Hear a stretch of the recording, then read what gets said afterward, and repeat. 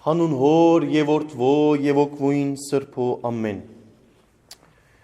Dear brothers and sisters, this morning our reading comes to us from the Gospel of Saint John. Let's listen to the words of the Gospel. When evening came, his disciples went down to the lake, got into a boat, and started across the lake to Capernaum.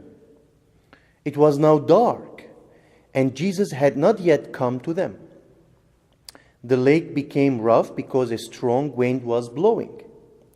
When they had rowed about 3 or 4 miles, they saw Jesus walking on the lake and coming near the boat, and they were terrified. But he said to them, "It is I. Do not be afraid." Then they wanted to take him into the boat, and immediately the boat reached the land towards which they were coming. This is the miracle of the walking on the water, and it is found in 3 Gospels: Matthew, Mark, and John. In both Matthew and Mark, Jesus is in the boat from the beginning. In fact, he is sleeping in the boat. And then his disciples become afraid because of the wind and the gales. They wake him up and they ask for his help. Apparently, as we know, Jesus rises and calms down everything. So in both Matthew and Mark, the disciples are afraid from the gale, from the wind, from the water. They are afraid on their lives because they feel that this is a matter of life and death. You are in the midst of the lake, a small sea. It is dark, and all this craziness is happening all around you, and you don't know what's going to happen. You don't know if you are going to survive. So they are afraid because of the danger. Now, in the Gospel of St. John, from which our reading comes today, it seems that the disciples aren't afraid from any wind or gale or water. Because even though the text says the lake became rough because a strong wind was blowing, it didn't say that the disciples were afraid because of that. But we know from the text that they become afraid when they see Jesus walking on the water. Not only afraid, this translation says they were terrified, more than afraid. So they see Jesus and they feel afraid. Even though Jesus comes to them, even though Jesus wants to accompany them, even though Jesus came to save them from the wind, from the darkness, from the water, and yet they were afraid when they saw him.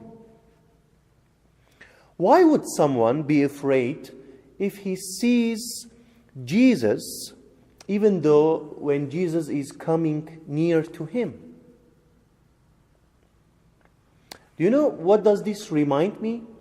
This reminds me of the attitude of some children or students, especially in the old days. So if children or students, if they did something wrong, and if they see the principal coming to them, then they will be afraid.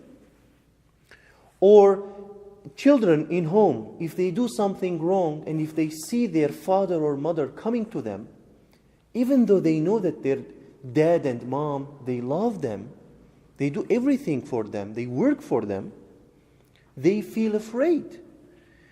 Why? Well, because they know that they did something wrong. Could it be that the disciples were afraid because of their sins? Because they were doing something wrong?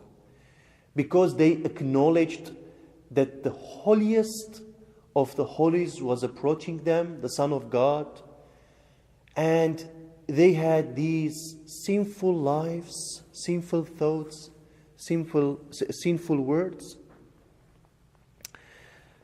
My dear, sometimes we fear to approach God.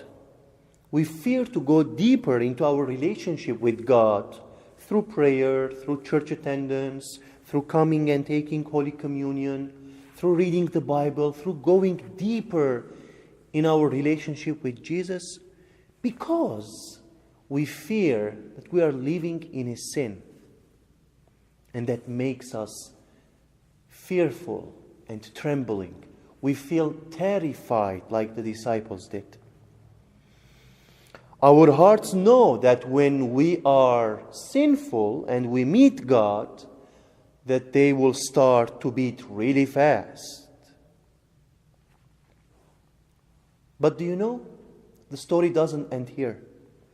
Because Jesus says to them, "It is I. Do not be afraid." Even if you live contrary to God's commandments, even if you do not live in faith, hope, and love, in the midst of your impurity, in the midst of your sinful life and fear, Jesus says, "It is I, do not be afraid." Why? Because Jesus doesn't care about our lives, our sinful lives? Never. But because when we say, "I'm not worthy, I am afraid. I am afraid to approach you, Jesus. I am afraid to come and take your body and blood, communion." Jesus says, "Do not be afraid, because I didn't come to judge you. I came to save you. Because I am not a cruel God. I am a loving God. I am a forgiving God. I am a God from whom you shouldn't fear, but you should come. You should confess. You should lay down all impurity and sin and just come to me." My dear brothers and sisters, this coming week, our church has a 5-day fast, which was established by our patron saint, Saint Gregory the Illuminator. When he wanted to baptize the Armenian people after their conversion to Christianity, he established this fast, Arachavoratsbak, so that they can get ready for their communal baptism. And this might be an opportunity for us, starting from tomorrow, to examine ourselves and see what is this thing that is really making us afraid when we meet God, when we approach God, when we feel that Jesus is coming to us.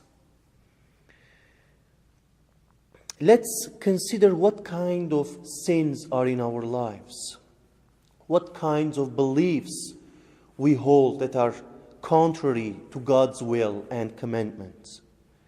And after we do this, let us confess to God and say, "God, forgive me.